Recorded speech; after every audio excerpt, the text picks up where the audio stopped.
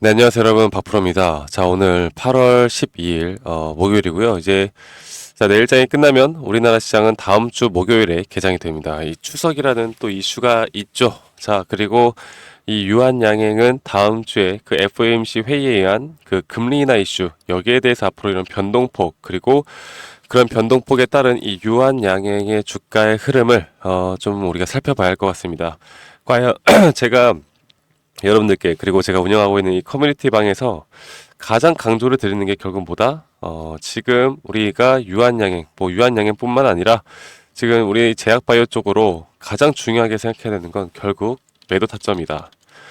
다른 것보다 내가 매도를 어디서 할까를 가장 중요하게 생각을 해야 됩니다. 그냥 무작정 FDA 승인이 되었기 때문에 이게 15만 원을 무조건 넘어갈 거다. 막 이런 식으로 생각하시는 분들이 있는데요. 주식시장은 우리가 생각하는 것처럼 그렇게 단순하게 흘러가는 게 아니라는 걸 누구나 다 상승할 거라고 생각을 할 그땐 절대 올라가지 않아요. 아시겠죠, 여러분들? 자, 그러면 이 유한양행이 이 단기적으로 그리고 또 중장기적으로 어떤 식으로 흘러갈지에 대해서 말씀을 드리겠습니다. 저희 구독자분들께서 최근에 뭐 그 유한양행이 공시가 나왔죠. 뭐 기술료 804억 받는다라는 공시가 나오면서 이 주가가 더 올라갈 것이다라는 기대감에 어제 이렇게 개인들의 매수세가 상당히 많이 나왔습니다. 그러면서 이 오후장부터 윗꼬리를 달고 올라갔던 거 그대로 다 뺐습니다. 자, 제가 여러분들에게 한 가지 좀 강조를 드리고 싶은 건 이렇게 뭐 언론에서 나오는 이야기들 공시 너무나 중요하죠. 그런데 이 공시가 우리가 몰랐던 것이냐?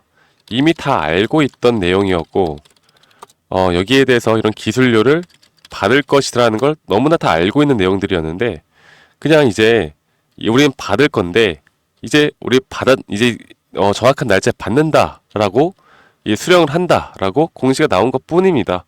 호재가 아니에요. 이미 이런 것들이 다 이 주가에 반영이 되어서 올라왔던 것이기 때문에 절대 호재가 아닌데, 그냥 올라갈 거리를 하나 찾고 싶은 거죠. 그래서 이 개인 투자자분들에게 제가 어제 우리 구독자분들에게도 만약에 이 유한양행을 우리가 한번 좀 대응을 했잖아요. 이 고점, 정확하게 이 고점에서는 매도를 하지 못했지만 이 밑구간에서 이 고점 신호를 파악하고 이런 구간에서 우리가 분할 매도, 현재 50% 정도 분할 매도를 했는데 나머지 비중을 우리가 좀 더 지켜본 다음에 다시 잡아 나가기로 했습니다.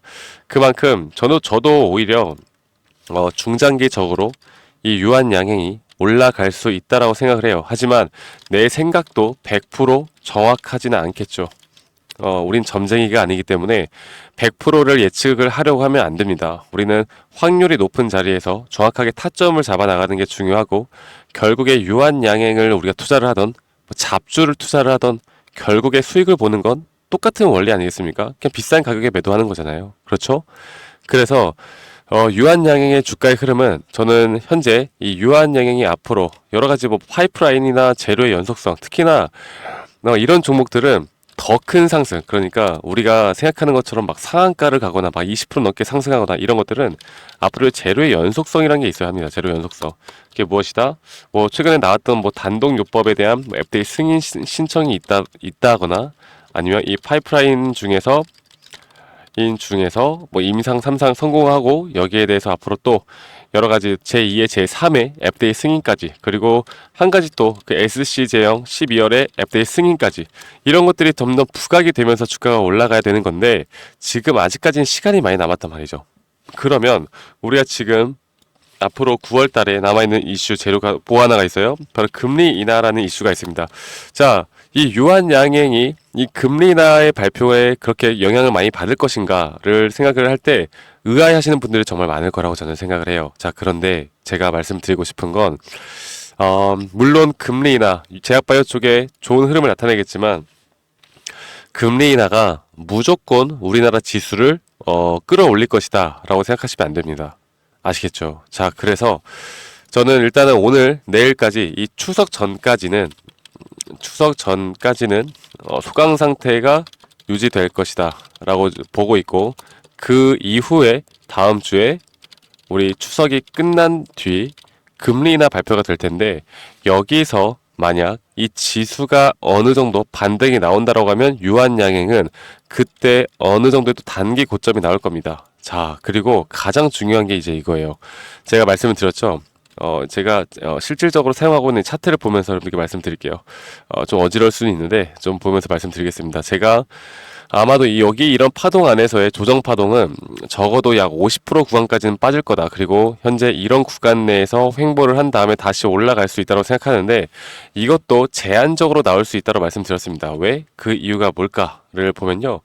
이거를 한 번 더 좀 설명을 드려보자면 결국에 금리라는 게 금리 인하를 하게 되면 주가가 어떻게 되어가는지 좀 보여드릴 텐데 2000년대에도 6.5%에서 1.25%로 점진적으로 하락을 했었고 2006년도에도 2008년도에 2년 동안 점진적 하락 2018년도에도 마찬가지였는데 그럴 때마다 주가가 어떻게 되었는지 보겠습니다. 자, 이런 식으로 급락이 나옵니다. 급락. 그렇죠? 급락이 나오면서 단기적으로 주가의 지수를 상당히 큰 폭의 낙폭을 만들어내거든요.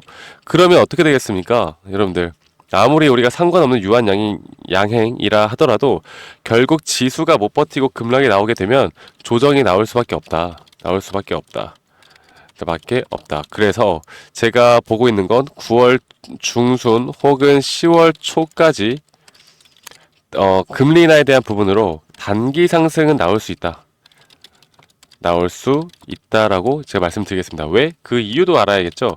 자, 일단 이 경기 침체에 대해 우려로 이 금리 인하를 0.5bp에서 0.25bp에서 0.5bp로 더욱더 크게 인하를 할 수 있다라는 이야기들이 점점 부각이 되어 가고 있어요. 제가 여기에 대해서 좀 말씀을 드려보자면 결국에 이런 금리라는 게 이전에 0.5bp를 인하할 것이다 라는 확률이 상당히 적었었는데 최근에 다시 한번 이렇게 확률이 높아지는 77%까지 올라가는 그리고 0.25bp가 23%까지 떨어지는 모습을 보여주고 있습니다. 자, 그렇다라는 건 결국 우리는 금리 인하가 더 크게 더 많은 폭의 금리 인하가 나온다라고 하면 주가는 단기적으로 상승이 나올 수 있다. 그래서 앞으로 유한양행을 우리는 시장의 흐름과 좀 같이 봐야 한다라고 보고 있고 유한양행에 대한 단기 고점은 아직 나오지 않았고 여기서 정확하게 이런 단기 고점이 나왔을 때 우리는 뭘 해야 돼요? 바로 현금화 준비를 해야 됩니다. 이 지수 하락이 나올 수 있는 부분들이 있기 때문에 이 조정 단계에서의 다시 매수 타이밍을 잡고 그 매수 타이밍 이후에 이 12월에 있는 이 SC 제형 그 기대감을 또다시 불러일으키면서 주가가 상승할 수 있다고 보고 있거든요. 그래서 이런 것들을 앞으로 이런 내용들을 시나리오를 전략들을 알고 가느냐 모르고 가느냐가 여러분들의 계좌의 수익을 저는 결정할 수 있다라고 봐요. 아시겠죠, 여러분들? 그래서 제가 이런 유한양행 같은 경우는 앞으로 나오는 이런 눌림목 자리들에 대한 타점 그리고 고점에 대한 고점 신호들 우리 구독자분들에게만 이런 커뮤니티에서 제가 계속 정보들을 전달해 드릴 거고 이 유한양행뿐만 아니라 이 제약바이오 그리고 반도체 섹터들까지 여러분들이 꼭 아셔야 되는 내용들과 잡아나갈 만한 타점이 있는 종목들을 제가 공유해 드릴 겁니다. 그리고 문자로도 우리 구독자분들 유한양행을 가지고 있는 우리 구독자분들에게 제가 다 공유를 해드릴 테니까요. 저와 함께 저 박프로와 함께 해나가고 싶다라고 하시면 010-2011-9671로 저에게 유한이라고 문자 한 통 남기시면 되시겠고요. 유한이라고 문자 한 통 남기시면 앞으로 실시간 장중 매수 매도 타점 그리고 또 뭐예요? 그 시황 브리핑 이게 또 가장 중요하다고 말씀드리고 있어요. 그리고 말씀드렸던 커뮤니티 링크까지 제가 알려드리도록 할게요. 여러분들은 저에게 구독, 좋아요만 한 번씩만 눌러주시면 됩니다. 아시겠죠? 자, 구독, 좋아요 한 번씩만 꼭 눌러주시면 되시고요. 제가 여러분들께 꼭 말씀을 드리고 싶은 건 결국 그런 거예요. 타점이라는 게 뭡니까? 타점이라는 게 뭐예요, 여러분들? 결국 우리가 주식으로 인해서 돈을 버는 구조는 내가 쌀 때 매수를 해서 비쌀 때 매도를 하는 건데 이 쌀 때 매수해서 비쌀 때 매도하는 게 쉽지만 또 가장 어렵죠. 그리고 내가 삼성전자를 투자를 하던 SK하이닉스, 현대차를 투자를 하던 우량주 중심으로 내가 투자를 한다고 해서 무조건 수익 나는 게 아니라고요. 삼성전자가 이 9만전자 찍을 때 이때 매수하셨던 분들 지금 4년 동안 어떤 수익도 없이 그냥 물려 계십니다. 이게 어디까지 지속이 될지 몰라요. 그러니까 내가 잡주를 투자를 하거나 이 기업을 잘 모르더라도 차트를 좀 봤는데 야 이거 내가 원하는 딱 눌림목에서 딱 상승 추세인데 하면서 타점을 잘 잡는 분들은 수익을 봅니다. 결국 물론 기업의 가치, 재료, 모멘텀 너무나 중요하겠지만 결론적으로 정말 주식으로 돈을 버는 사람들은 그런 것들보다 더 중요하게 여기는 것들이 분명히 있다라는 걸 여러분들이 아시면 되겠습니다. 제가 이런 부분들을 최대한 유한양행도 앞으로 어떻게 대응을 통해서 우리가 끌고 나가야 되는 건지에 대한 부분들을 저 박프로가 우리 구독자분들과 함께 나갈 거니까 여러분들 유한이라고 문자 한 통 남기시면 되시겠고요.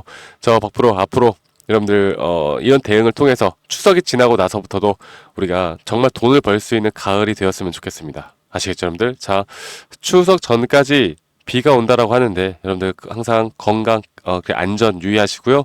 저는 다음에 더 좋은 영상으로 인사드리도록 하겠습니다. 감사합니다. 박프로였습니다.